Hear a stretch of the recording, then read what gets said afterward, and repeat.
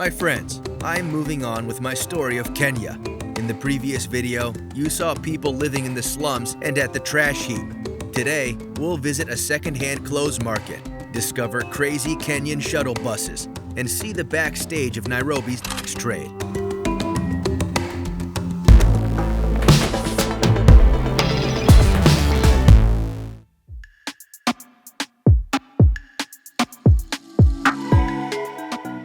Kibera is unbelievable, but I gotta go to show you the rest of Nairobi.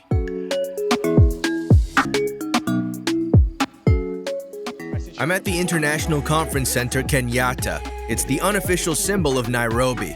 The 28-story skyscraper was built 50 years ago on order of the first Kenyan president, Jomo Kenyatta. Here he is, a monument enjoying his project. Jomo Kenyatta took part in the struggle for independence. European states divided Africa back in the end of the 19th century. Kenya went to the British Empire. After World War II, they started struggling for independence. The situation gradually became tough and led to the Mau Mau Rebellion in 1952. The natives protested against white masters illegally turning their land into farms and asserted their right for honest labor. A state of emergency was imposed, and rebel leaders, including Jomo Kenyatta, were imprisoned. He was released only after 9 years, when the British allowed Kenyans to create political parties as a way to relieve the situation. In 1963, Kenya gained full independence from Britain. In a year, it was declared a republic with Jomo Kenyatta as the head. On some level, the building is a symbol of independence. It usually hosts exhibitions and conferences, but it's not the main point. There is a viewpoint on the top of the skyscraper showing the full view of Nairobi. Let's go up there.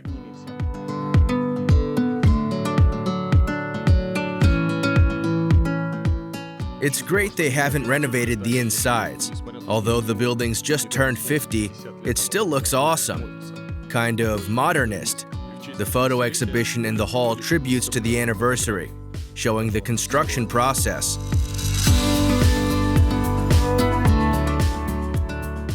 For a long time, KICC, as the locals call it, was the highest building in Nairobi.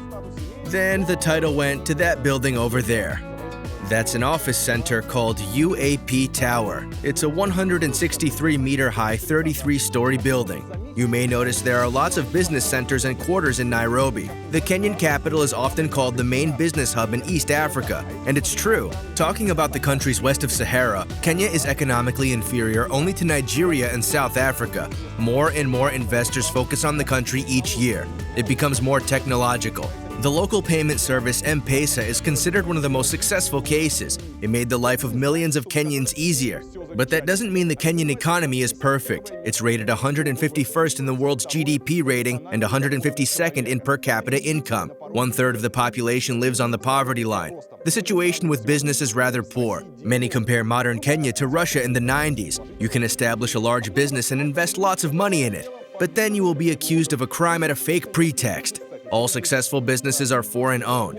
Unemployment is also high. In Kenya, its level is equal to that in Belgium or China, although the countries are remarkably richer. There's a program here called Kenya Vision 2030, according to which Kenya is supposed to turn into an industrial state, with an average income by 2030.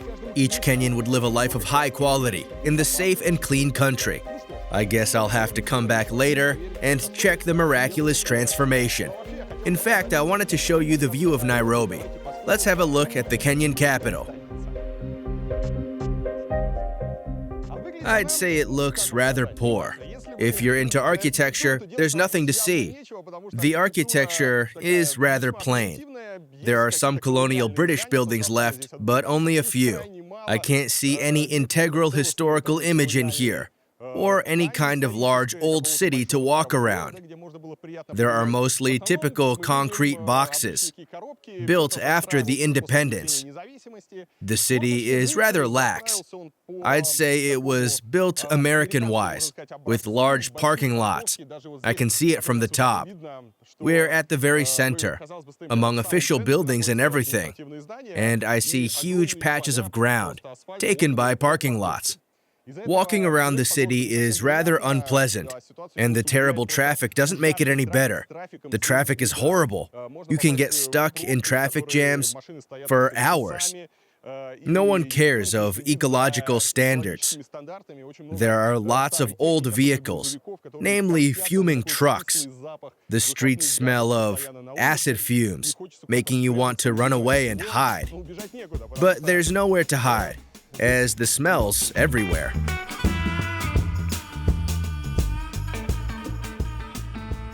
Let's go down and have a closer look at Nairobi.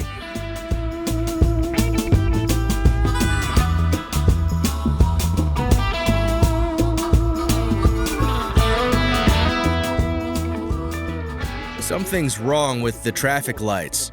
You see, this one is supposed to count down the time, but it doesn't. And the traffic light over there is out of service. It's weird. The car's stopped. I guess I can cross. Talking about traffic regulations, they can easily overtake others along the roadside. No one gives a damn. The traffic light's not working. I'm not sure I can cross. They don't let me anyway. Why watch your step? Because you can come across these things. Let's try to cross the road. I'm not sure it's possible. Here's a police officer. Africa, Africa, Africa is marvelous. Okay. There's no traffic light. I take it I should cross at my own risk. Somehow. Okay. They're giving me way. Super. Here are motor taxi guys. Come on. It's scary, so scary. But I did that. That's how Nairobi downtown looks like. We're next to the town hall and parliament. There are lots of banks and stores. The stores mainly sell second-hand or just cheap made-in-China clothes. Most shops don't display their goods. You have to ask for the items you need. Lots of exchange and transfer offices. Check out the street crowds. Everyone has kind of fancy clothes on. It looks almost like Broadway. Well, I'd say it lacks historic buildings. I can only see a couple of them.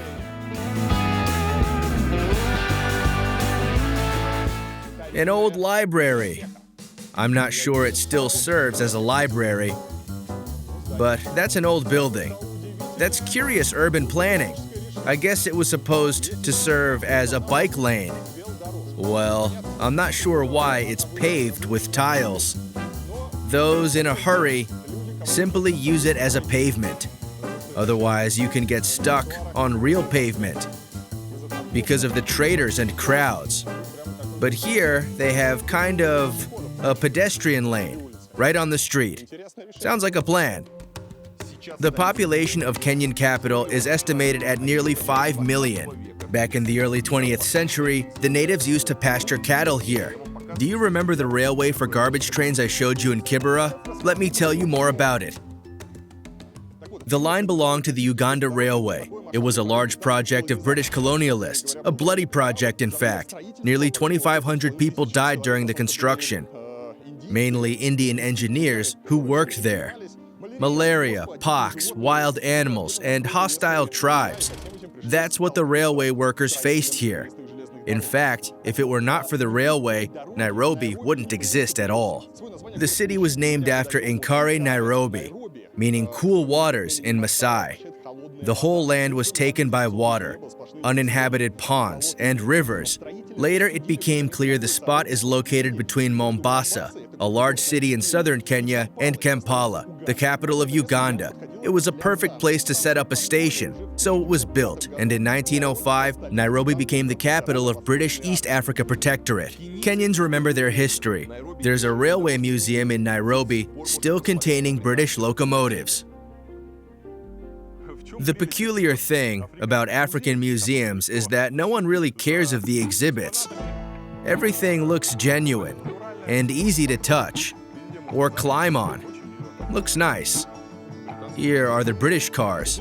Sadly, most trains are in poor condition, but if you're into railroads, it's fascinating. The main thing is you can touch them or climb on them.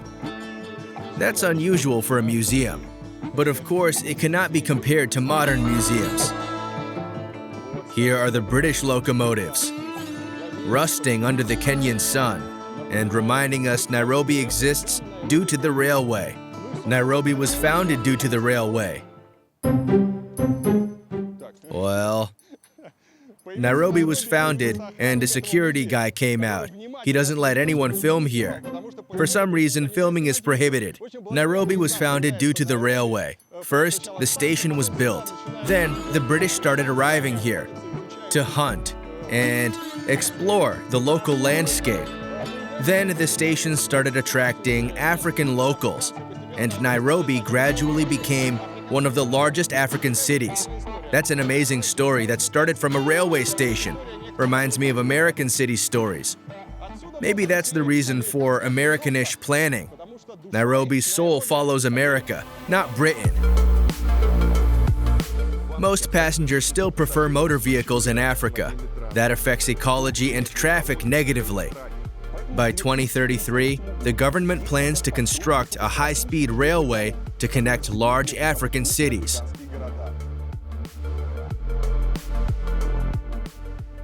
The gauge of Uganda Railway is 1,000 millimeters, making it too narrow for modern trains.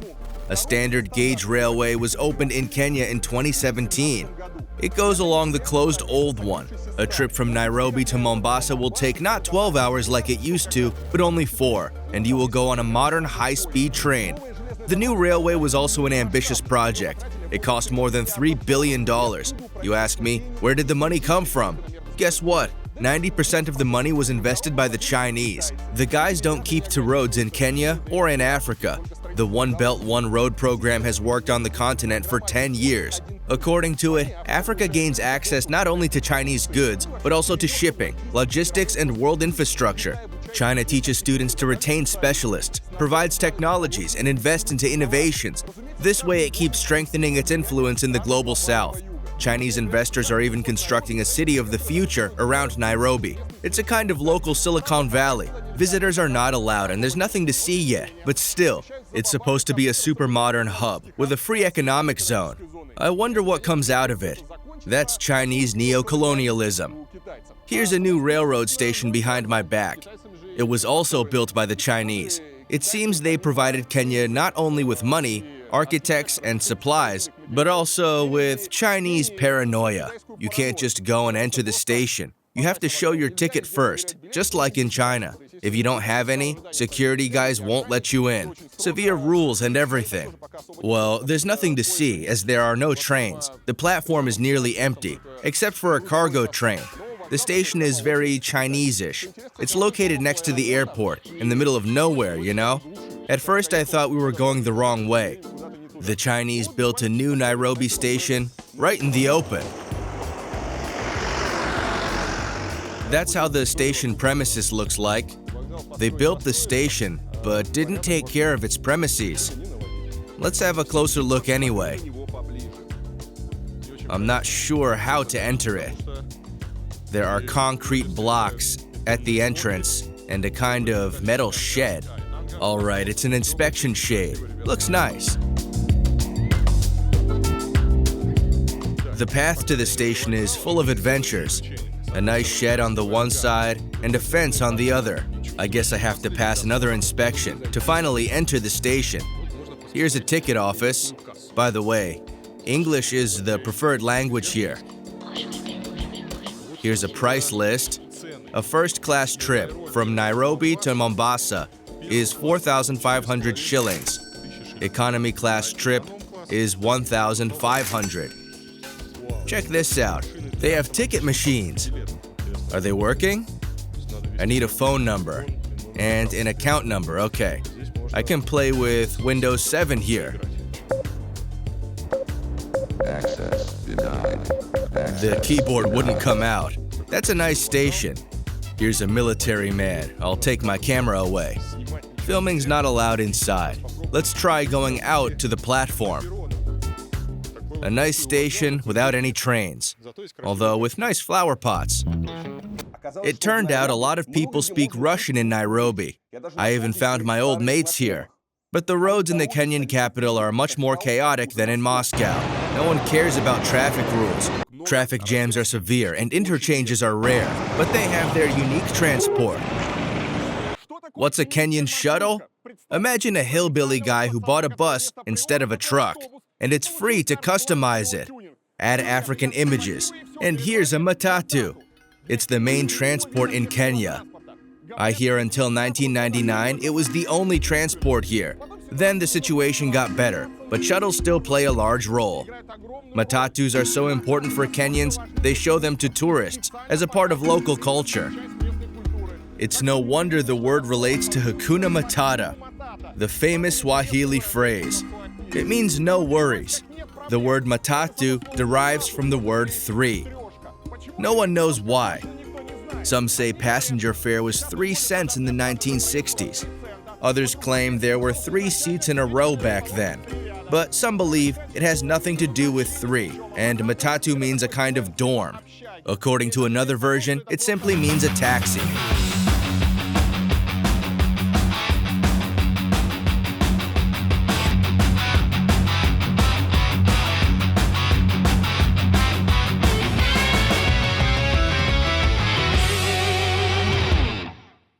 Cars are expensive in Kenya, and not everyone can afford it. That's why public transport is necessary here. According to a poll from 2018, 70% of people prefer matatus. There are thousands of them in Nairobi. A bus can contain from 14 to 51 seats. The charge depends on the distance. It's almost impossible to film or speak inside, with blaring reggae and a shouting conductor. That's a tough experience. Take my word for it. Driver's salary depends on the quantity of his trips, so they try to get from one point to another as soon as possible, avoiding the traffic jams. And they don't really care of traffic rules or marking. Modern matatus are equipped with GPS, payment terminal, and cameras. Some even have Wi-Fi. It wasn't always that way. The 90s were tough. Thugs started dividing up buses and routes, and using matatus was dangerous. No one protected passengers, and matatu thefts or even murders became common. The government gradually suppressed the outburst. They allocated all the routes to an authority called SACCO. All SACCOs must be officially registered. This way, bus fees go to the government instead of gangs. Since then, passenger matatus have been marked with yellow stripes. The number of passengers is regulated, and they even feature speed limitation devices.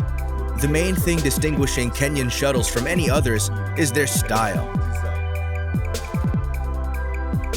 In some countries, street artists paint on walls, but here they paint on buses.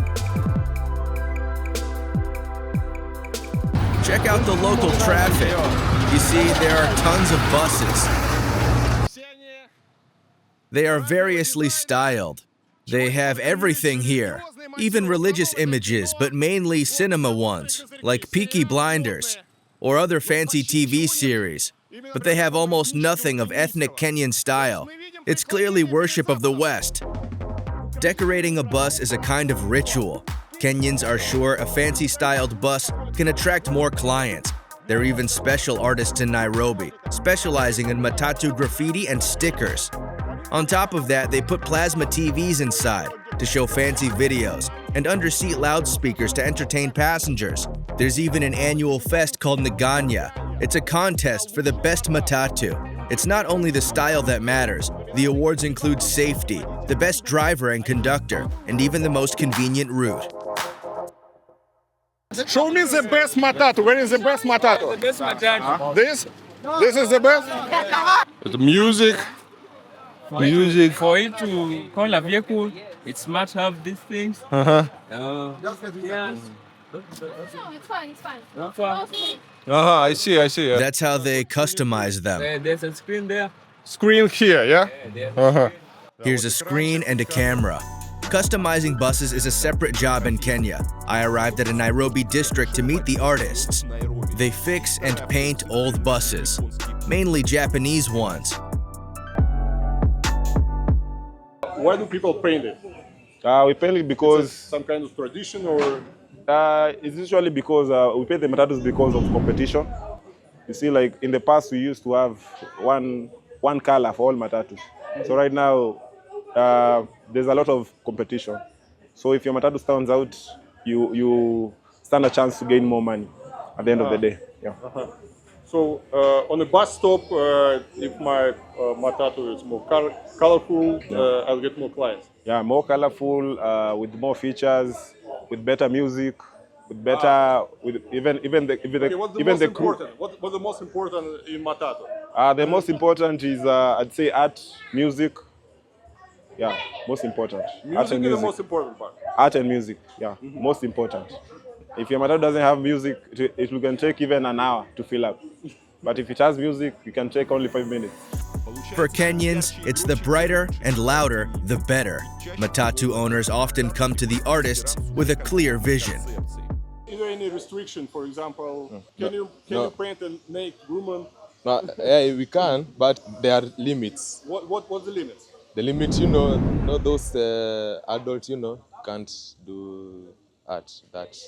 That's not good according to some people. Yeah. There are limits. Yeah. You can't just come up with an art that when it's a public vehicle. There are older people, children. So what you draw has to go with the type of people who are boarding the matatu. There are no official restrictions, but you can hardly find inappropriate paintings.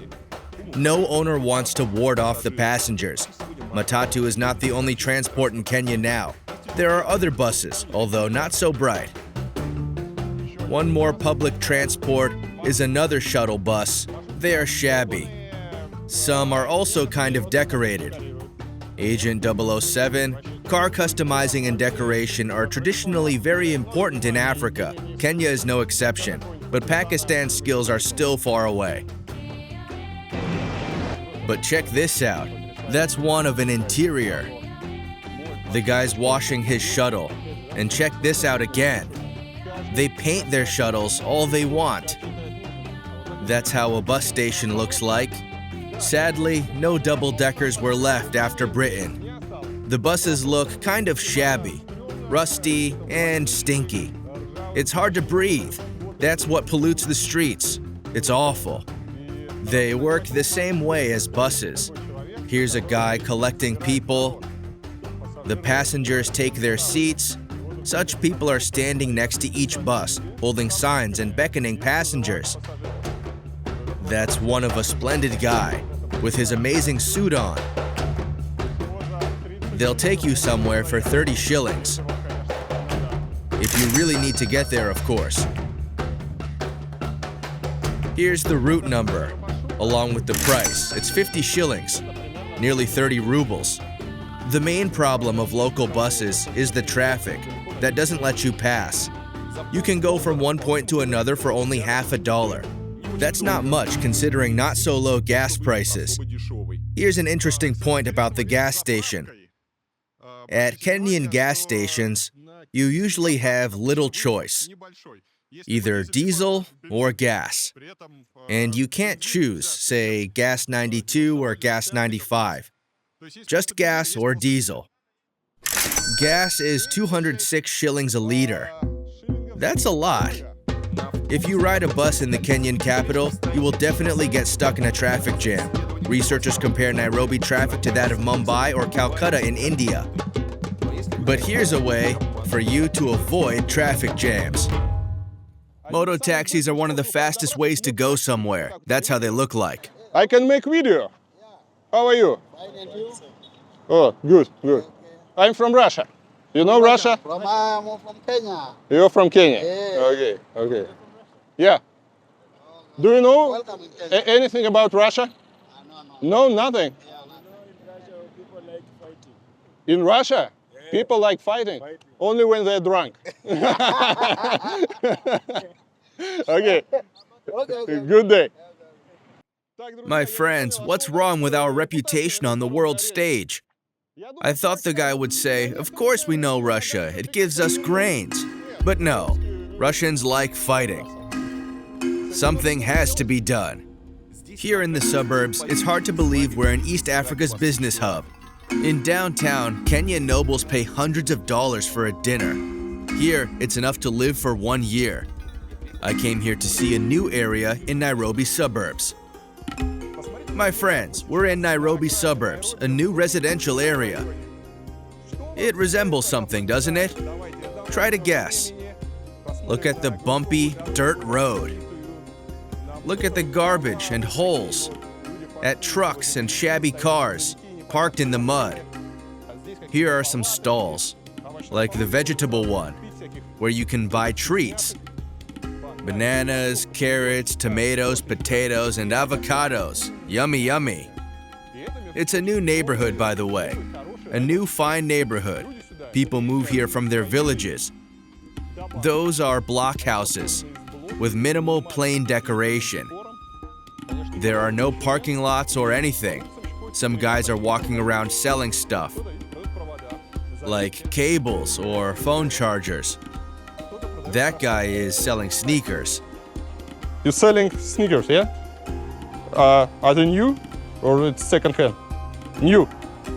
Second hand. How much? 900. 900. Okay. Okay. Good. Thank you.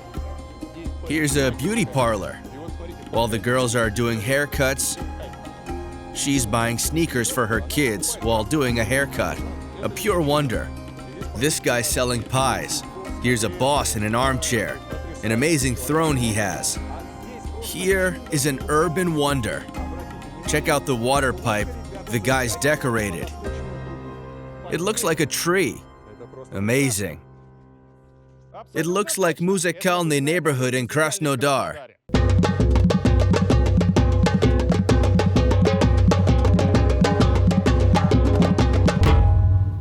Muzykalny neighborhood can be an ancestor or even a twin area of African Nairobi, the Kenyan capital. I hope Muzykalny residents are flattered, as they're not the only ones who live in crap. There are others who live in amazing neighborhoods like Muzykalny. The main difference between Nairobi and Krasnodar is the kids, who can't miss a white person with a camera.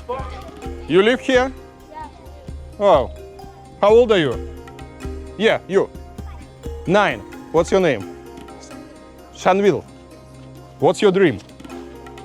Dream.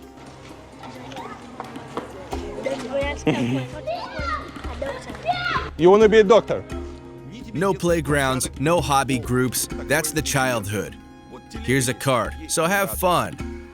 Come on, man, give us a ride in the cart. Come on, come on. Hop on, you guys.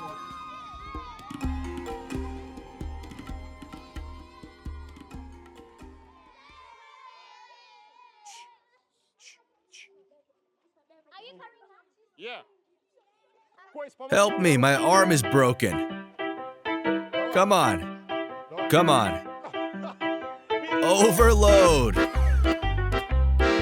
Hold on, hold on. It's not that simple.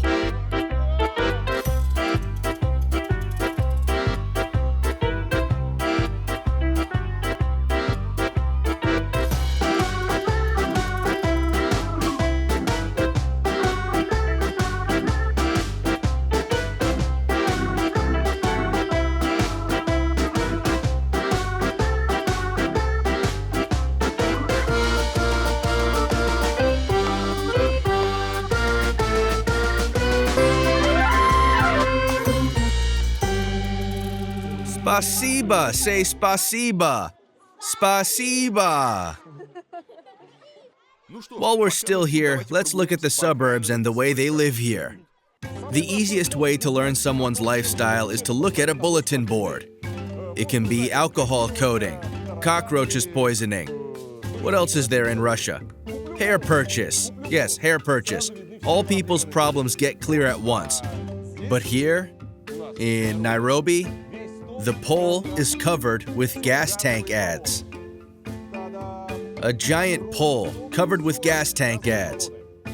Because cooking on gas is the main problem of the locals. I guess they don't have any kind of gas supply. Central, I mean. They use gas tanks for cooking. That's the reason for so many gas ads pinned on the pole. I'm surprised at the respect the rivals pay to each other. In any other country, they would rip the rival ads off. But not here. Check out the pole with ads, pinned one above another. They're like 3 or 4 meters high, but no one unpins anything. Each pole looks like that. Amazing. What is it? Yeah, chapatis. Chabatis? Yeah. Okay. That's a kind of flatbread. How much? 125. 25 one. I love those local dummies. I've never seen such curves on dummies. Only here. That's quite the shape, just like the locals have, one of a shape. Here they sell goods like diapers, cotton pads, and toothpaste. Everything's meshed up, just in case. Hi. So what are you doing? I'm making video for YouTube. Our video Yeah. for About Nairobi. Nairobi. Yeah, it's So you're from which country? from Russia. Russia. Something good about Nairobi. Can you tell me? Why Nairobi is the best city? I'm not willing to do an interview. Okay. Okay. Yeah. The guys are selling old towels and linens. I wonder who buys old underpants and socks. Here's a beauty salon. Let's look at the fancy trends. Braids and everything. A kind of manicure. Those are the hairstyles they can do. Oh my. Someone constructed a Range Rover entrance. That's a fancy barbershop. The guys love car-like barbershop entrances. Here's a bus entrance. Those are fancy barbershops.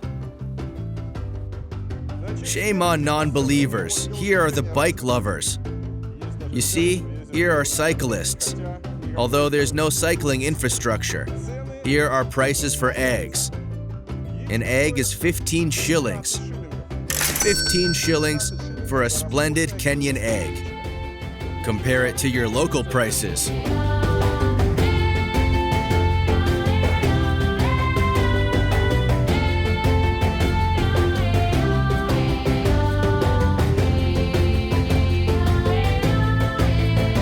Oh, here's a good grill. They have a butcher shop here and can grill meat for you. I love the local style. The lady has a splendid suit on, and even the sales girl has a fancy hat on. I thought that was an abandoned hut, but no, it's a fashion best store. Oh my. Here are fancy clothes for sale. Here's how they protect the area from parking and illegal trading. They just span barbed wire between the poles. I'd like to say some words about safety. I'm roaming around with a camera and a phone, and it's totally fine. I'm alone without any security. No one really cares about me. Maybe I'm being reckless. If you're watching the video, it means I brought my flash drive home and uploaded all I needed. Everything's fine. That's how a roadside in a middle-class neighborhood looks.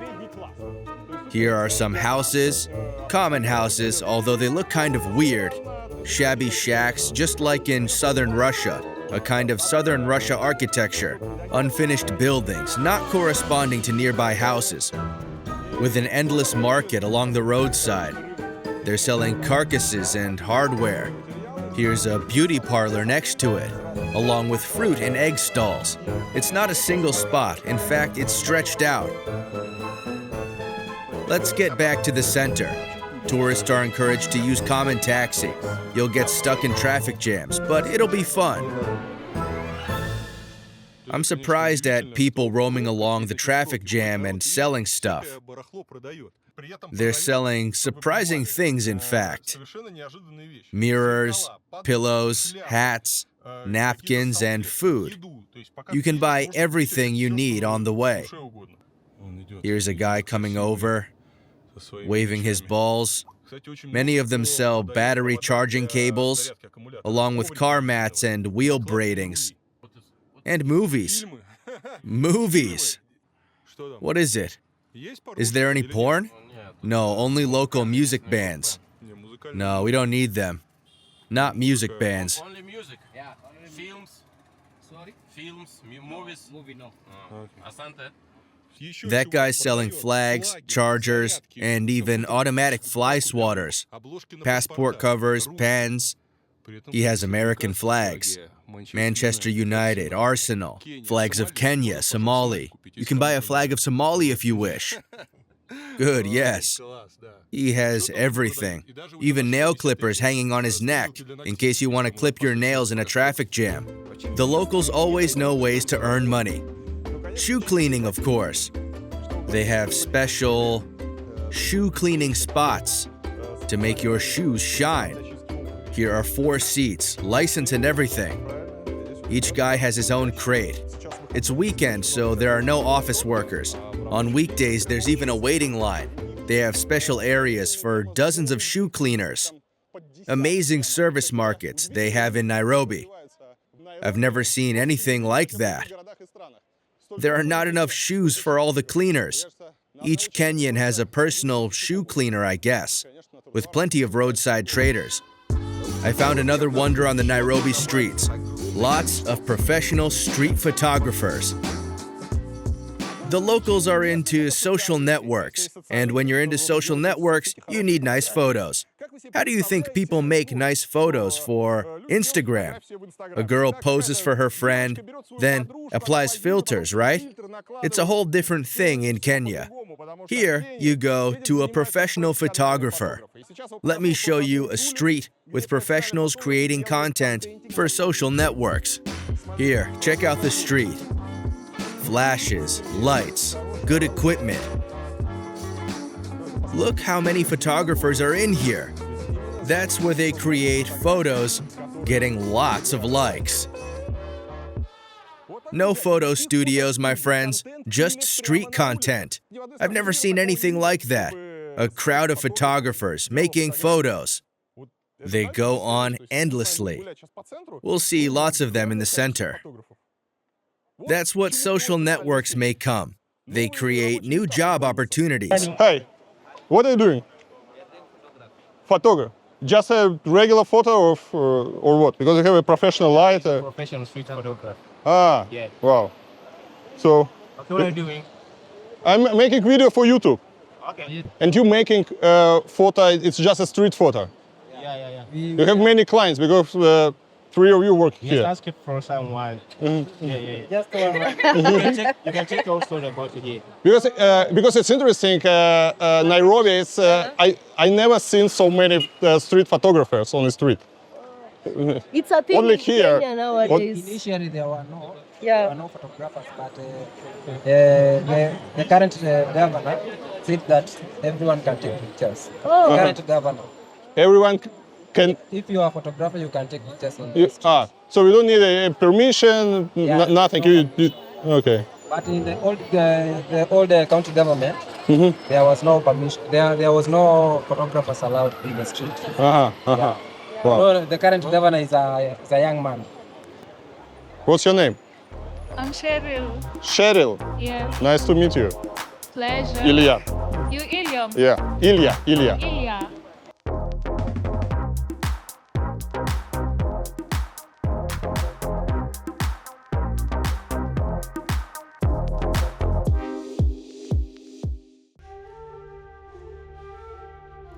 The longer I walk around the capital, the more I see Kenyans as initiative guys, but not by choice. I've already said Kenya was a poor country. Well, not quite. Social inequality is severe. According to Oxfam Confederation, 4 rich Kenyans own more wealth than 22 million poor people. Can you imagine that? 4 people against 22 million. And of course, poor people do their best to earn money. Lots of people are workers. It's hard to estimate the exact number. As sex trade is illegal in Kenya, there is no exact data. Some organizations claim there are nearly 100,000 workers in the country. Others say the number is 2 times higher, and there are nearly 40,000 workers in Nairobi. Kenya is one of the most popular countries amongst tourists. One of the ratings put it at the noble 7th place. But it's not that fun. Tourists usually go to the shore, where they can pick up a beach boy or a girl next to their hotel. Some start working at an early age. In fact, trade can easily turn into slavery. In 2021, the government claimed 482 people became human traffic victims. A year before that, an international non-governmental agency estimated the number of people who went through sexual exploitation at more than 35,000. Nearly half of them were kids. Those are hideous numbers. Although trade is illegal in Kenya, finding a sex worker in Kenyan capital is easy. You don't even have to go to a club. You can just try walking along the street. The government takes measures, of course, or at least reports them. Workers' associations or alliances are much more useful. According to Google, there are several organizations ready to provide psychological help or safe shelter. Let's visit one of the organizations and talk to employees and those who applied for help. Daisy works in BHESP Association. It has helped Kenyan women since 1998. 52 people currently work in the association. They try to make workers, government, and society get along. Is illegal in Kenya. So every other person works against using that to really violate the laws that we are working to implement around. So it's also lack of information of around people. We all have rights to even access to services and even rights to life. So you find that others are violated, others are killed in the line of duty. The organization gives many workers an opportunity to lead a normal or at least a better life. A girl who calls herself Anne once applied here for help. When I was doing as alone, I didn't have anywhere I can go to get medication. Maybe I could get condom bath. Maybe go and have the client who is very big than you boldly and he take advantage of you. He without condom. So we need all in all, we needed medication and attention and somewhere where I can go and cry and say what I'm going through. But the time I met somebody from bar hostess who introduced me to the bar hostess, that is the best time. I got every information that I wanted. I learned that being a worker doesn't mean that is a criminal offense. Being a worker, I'm a mother and my daughter have children. So I needed that information so that I can be able to take care of my children. And more so, I don't even only take care of my children, I take care of the younger sex workers. Anne's history started back when she was a kid. Mary was born here in Nairobi, Kenya, Pumwani Hospital. And I was born by a single mother. She used to be a worker also. And to cut the story short, I started my work when I was 13. 13 years, yes. 13 years old. Oh. Yes, because here in Kenya we understand anything you do in an extent of any goods or money, that is work. So I needed to survive.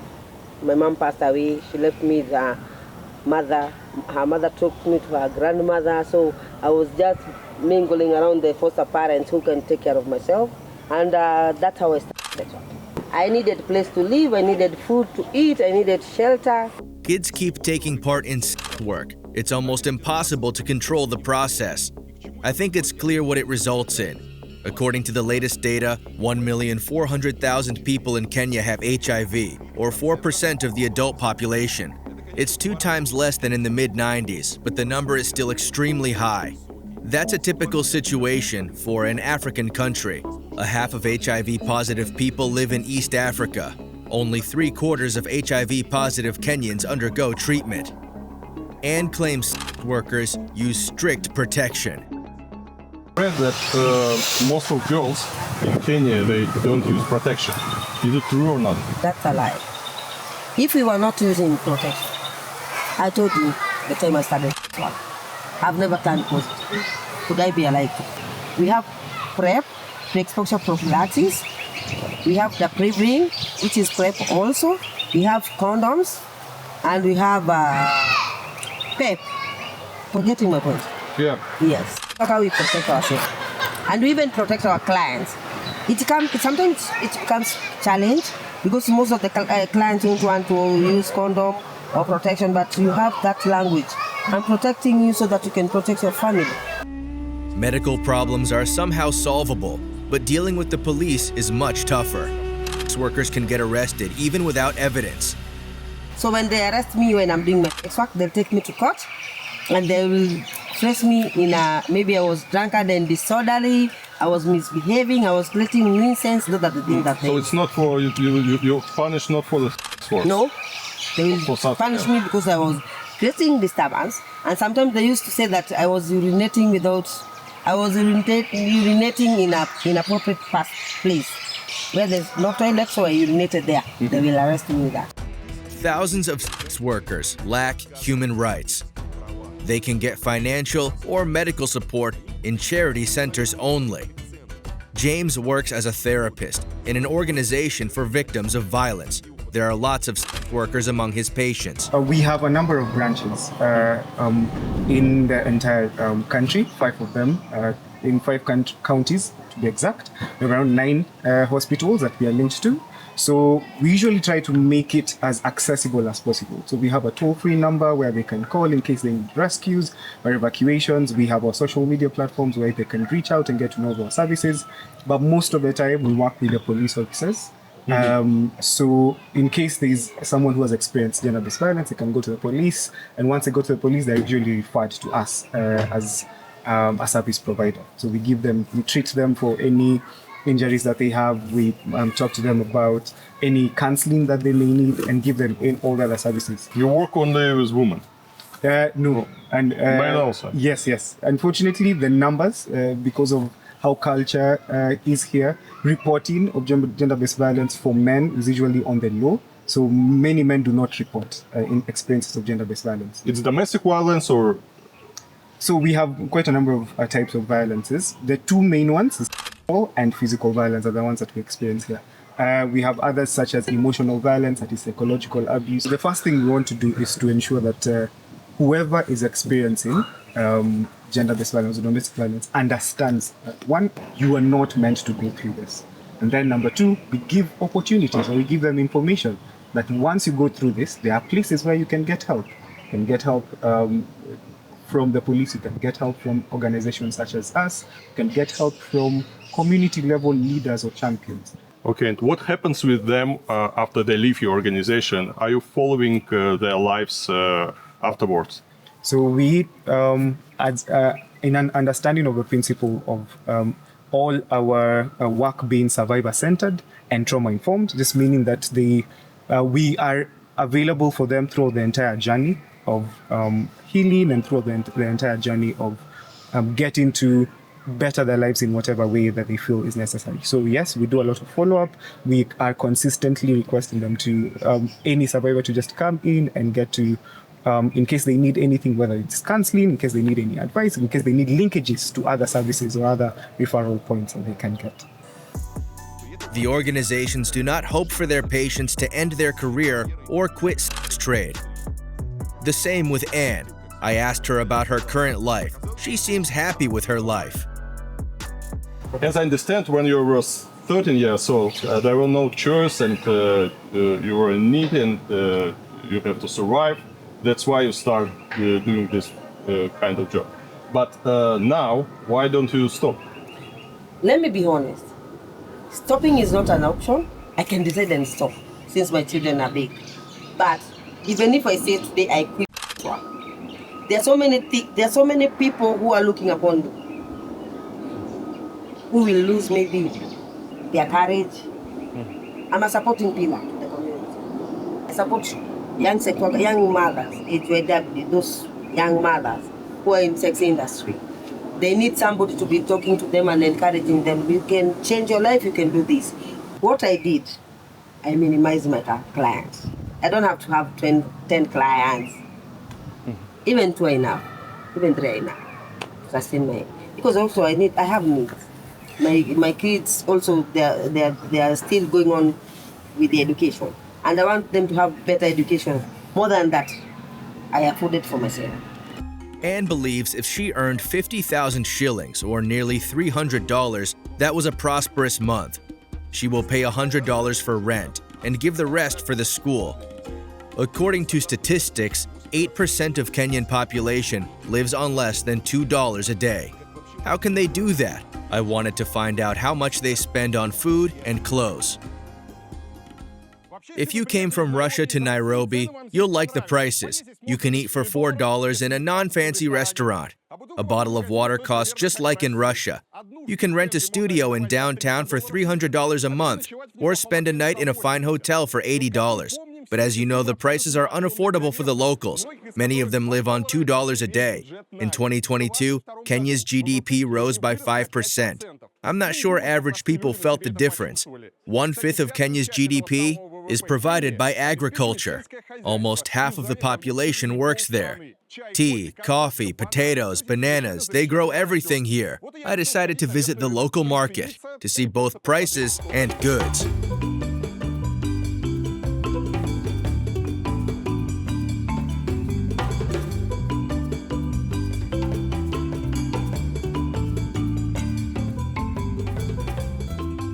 I'm at the local market. Let's see what they have here. What goods and for what prices? That's a non-tourist market. A real market for the locals. Watermelons, avocados, amazing giant avocados. Very nice mangoes. I saw a mango like this in Holland. It was 10 euros for one mango. And they were from Kenya. I don't know how much it is here. The seller's absent. Hi, how are you? Good. How much? Can you... 150 for kilo. Kilo, okay. A carrot? 90. 90. And potato? Potato 80 for kilo. Thank you very much. Thank you. What else do we have here? Here are pumpkins. I thought those were watermelons. Or is it watermelons? It's a kind of pumpkin melons. Everything looks delicious. Such markets are great photo spots with their amazing fruit and vegetables. The market's incredibly beautiful. I'd buy everything in here. All fancy markets in Moscow suck. Here are grapes, 500 grams from South Africa. Here are apples. I don't know where from. How much for avocado? Which size do you want? The small size or the big size? 50. 50 for one. Yeah. 50. 50 for a big avocado. Watermelons. Let me ask. How much your watermelon? 70. 1 kilo. For kilo. 1 kilo, 70. 70. That's a lot. Here are amazing potatoes. Everything looks delicious. You know what's interesting about the market? No one tries to prohibit filming. Everyone's kind, and no one cares about the camera. No one waves their hands or extorts money. Kenyans are wonderful. How are you? I'm fine. You work here? Yeah. As a cleaner, yeah? Okay. If it's not a secret, what is your salary in a month? 10,000. 10,000 for 10,000 a month. Less than $100. He's a market cleaner.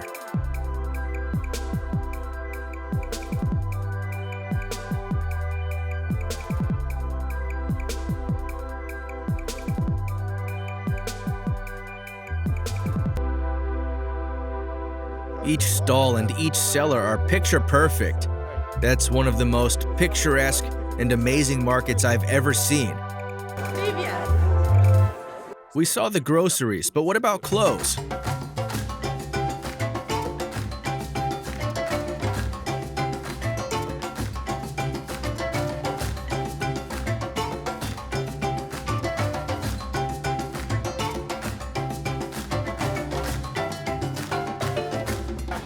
In East Africa, with Kenya in particular, is a huge clothes market.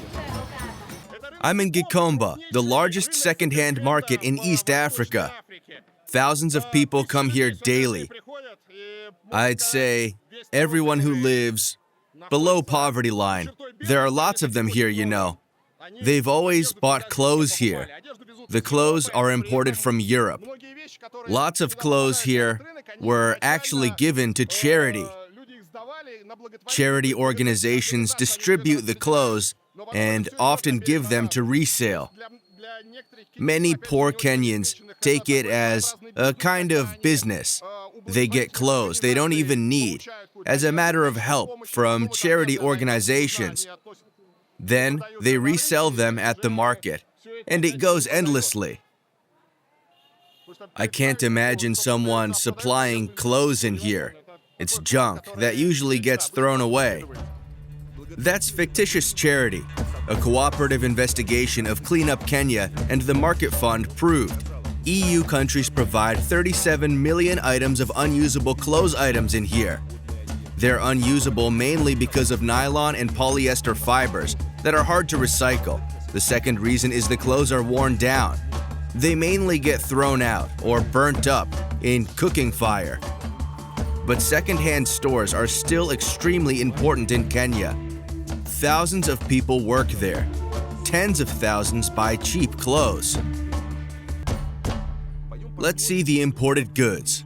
You see, here's a heap of sneakers. They're not even second-hand. They're second-hand. Fourth-hand, I'd say. Shabby shoes, found in a trash heap. Let's see what they have here. They simply pile up clothes on the stall and rummage in there. Here are ties. From where? These clothes, from where? These clothes are from Europe. From Europe?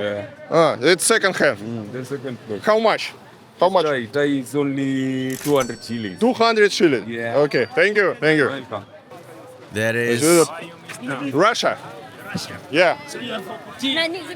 For Putin. For Putin? Yeah. You know Putin? You like Putin a lot. You like? Or me? Me not. Like And you?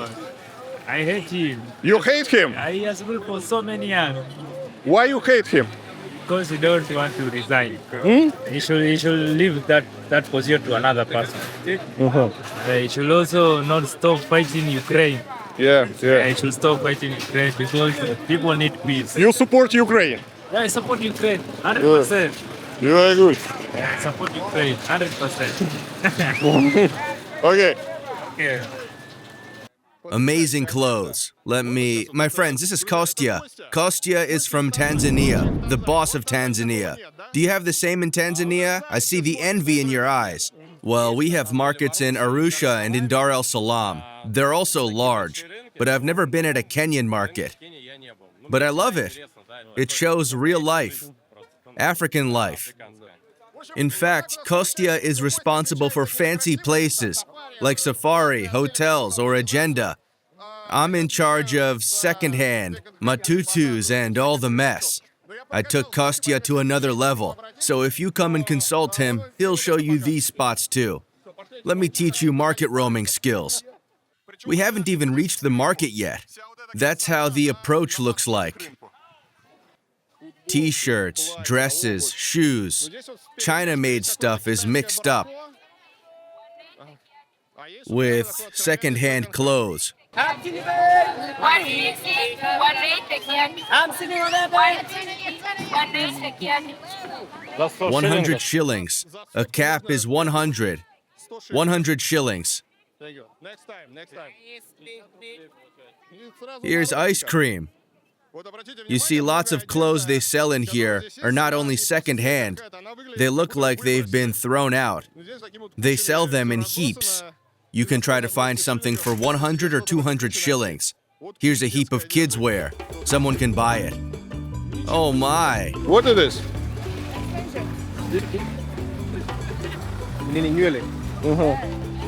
You wanna buy? For the woman. Why for the woman? Not for the beautiful. Unisex, yeah? You can try. Давай. Go ahead. So what is this? This is not like wearing it. What is this? What is this? I need to know what is this. No, this is a program. I want to know. I'm okay. Короче, Because I born here. каждый The чувак guy simply wants норовит money. что-нибудь срубить, говорит. He's что like, это what такое, are you что ты filming? снимаешь, типа. Yeah? Who are you? Oh, this is my friend. I'm making pictures of my friend. Yeah, so this is not like to wear for the head. It's like it to touch it. Okay, so you can't use it, yeah? Yeah. So, for what? Это на пучок надевается. They prepare their hair like this. They do it like. Okay. Sorry. It's good for music videos, you know, for American ones. Here are shoes for $3.50. And hats. A cart full of hats. For $3.50 again. It's China-made-ish as hell. It smells like a can of paint. Those are new shoes, 350 shillings a pair. The smell's knocking me unconscious. Резиновые тапочки. Here are rubber slippers. You can literally buy everything at the market. It's huge. We're walking along one lane only. And it's surrounded by the buildings featuring lots of small stores. And we still haven't approached the market yet. Here are second-hand Crocs. Well, fake Crocs, actually. Here's old linen. It's getting noisier.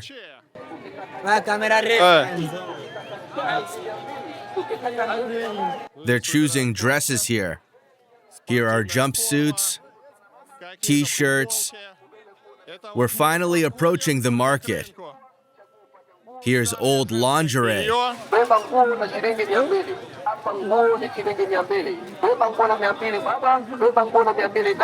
Here's an interesting point.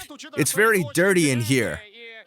After walking around the market, my sneakers are covered in dust and mud. But here are the women to wash your shoes. That's handy. She's washing not only the shoes, but his pants also. That's good service. Now you know where to buy clothes. Let's finish our trip at a souvenir market. Check out its design. That's how the city market looks like. It's rather curiously painted. Let's come inside.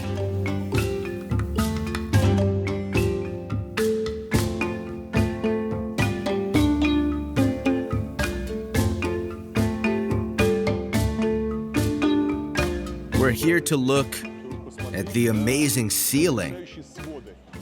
At first I thought that was a temple, but it's not. It's actually a market. А рынок. Hi, yeah. Oh, good, very good. The main problem is, I have a Kenyan t-shirt on. Вот. And because of my nice t-shirt, everyone believes I'm a tourist. Well, they're kind of right. That's an amazing building. There are lots of souvenir shops with similar souvenirs.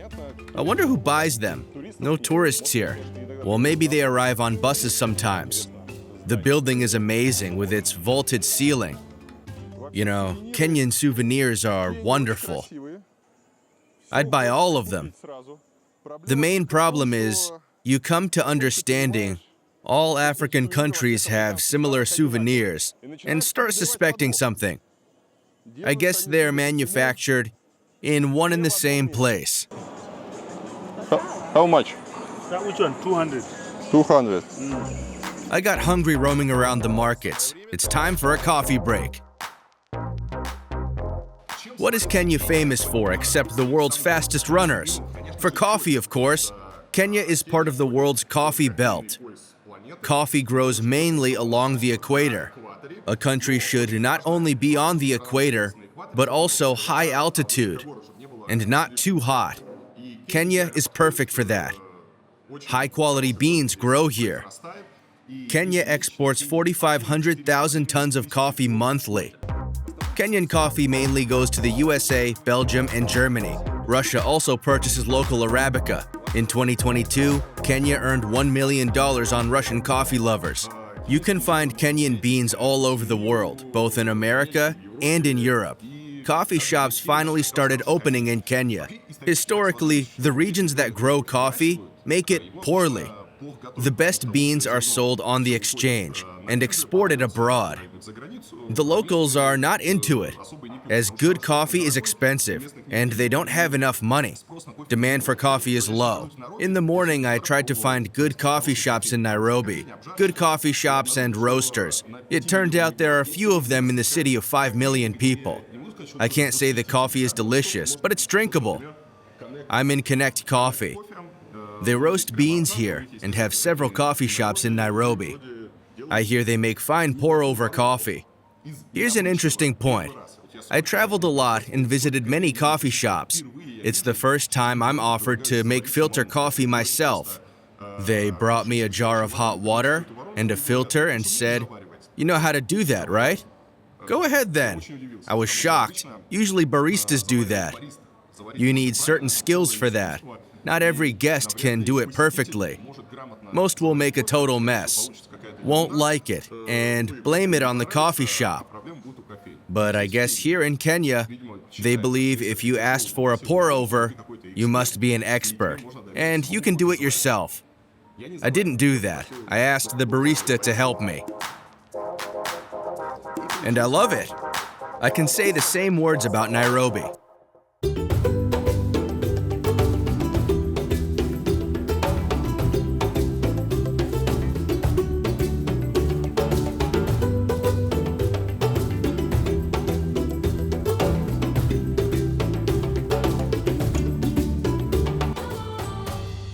I loved it, but it's time for me to set off for a new trip. My friends, that was all about Kenya. Africa is amazing. I love the continent. I feel like a fish set free from its tank. I explored the continent all over, visited all African countries from Egypt to South Africa. Kenya surprised me once more, with its slums, its villas, chaotic traffic, and amiable people. When I come back, I guess it will have something else to surprise me with. I'm starting another trip. I hope you enjoyed the video. Don't forget to click like and subscribe if you haven't done that yet. I produce plenty of interesting content.